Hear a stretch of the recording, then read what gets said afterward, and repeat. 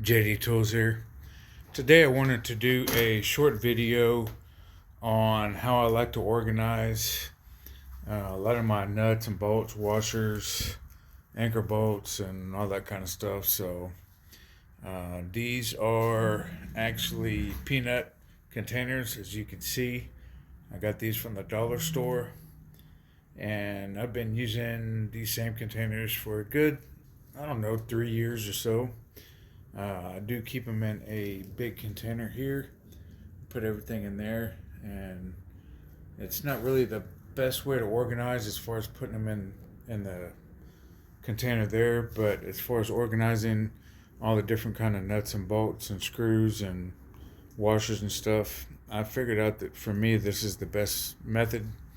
I will be going over some of the different kind of screws and stuff that I have, and some of you may get some ideas, and that's the main purpose of this video, is just to help people uh, basically understand tools and start learning how to organize your washers and screws. You may find this kind of boring, but I find this very fascinating. So here we have some different types of connections for, let's say, like a washing machine. Believe it or not, there are different types of adapters and connections. Whenever you do put on a washing machine, I got different fittings in there. Let's see, I got some half moon clamps right here. That's just to clamp something down. Got some plastic ones there. I won't show you everything, I'll just kind of show you some of them here.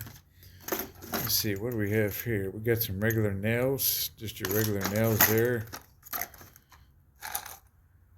Just some little screws. I think these are like a star head or something.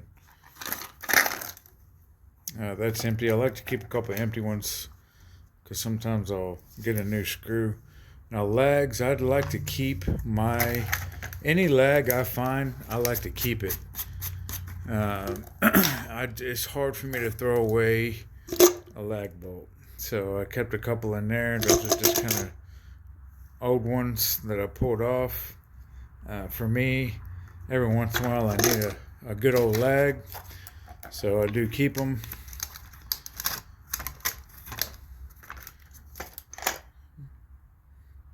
Here we got some hooks and some more lags. I need to categorize those and put those in this other container. But anyways, I don't want to go over everything. Here's some sheetrock screws, I believe. Yeah, those are sheetrock screws. These are just some tabs. I'm not sure exactly what those are. Oh, that's probably to hang some pictures. Here's some smaller nails. Here's like a little laser that Ryobi makes. And if you want that, I'll put a link in the description box below. And if you want to buy that, that thing is so handy to have. Let me take it out and show it to you here. Now, it only comes with, if I can get it out, I remember it being kind of hard to get in there. But I think it only comes with one little clip.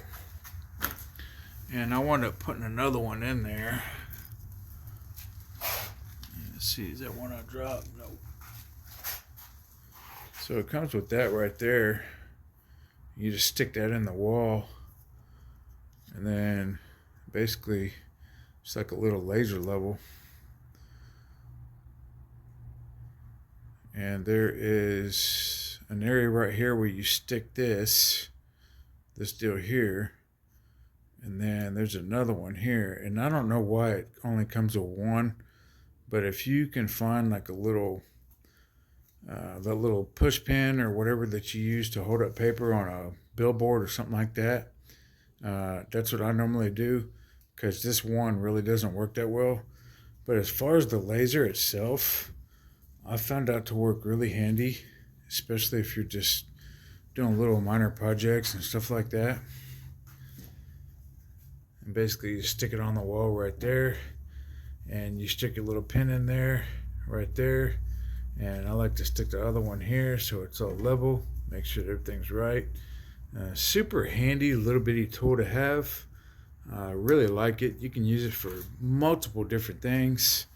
Highly recommend this thing, made by Ryobi. Really like a lot of the stuff that Ryobi makes. Super impressed with their line of products. But as you can see here, just got an assortment of different things here. Got different nails for the nail guns, stuff like that. More fittings, stuff like that. So here, those little things right there, these little plastic deals, you use these to wedge toilets in. If your toilet's got like a shake to it, and you tighten it down and it won't tighten down anymore, you got these little plastic little tabs here, and some of you may already know, but basically you just wedge that up in wherever you see the gap up under your toilet, and then you can get like a razor blade or something and then cut it off flush and caulk around it, and it's like a resting seal, and it takes away shaky toilets and stuff like that. I found it really handy. Sometimes when the floor's off level or something like that, I'll use those right there. So it's kind of going over a few things here. Got some short exterior screws. I'm always using those for just different things. Some little bitty nails here.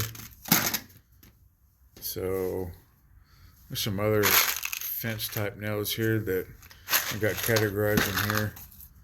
Here's some washers for like a water hose. So as you can see, I'm on the road a lot. Here's some washers. I'll keep like the big washers in one. I'll throw some nuts in there too. But as you can see, everything is nice and easy. Being on the road sometimes it helps.